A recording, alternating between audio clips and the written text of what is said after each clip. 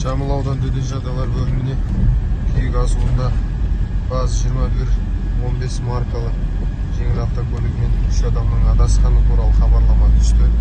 Қазіргі уақытта іздестіру жұмыстарын жүргізудеміз.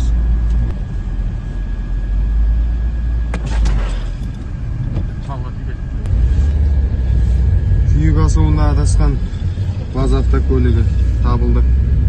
Құрметті қазақ елі, мына төтенше 3 адам болып, бүгін 2023 жылы 11 желтоқсан күні мынау күйікке қарай фазендаға келеміз.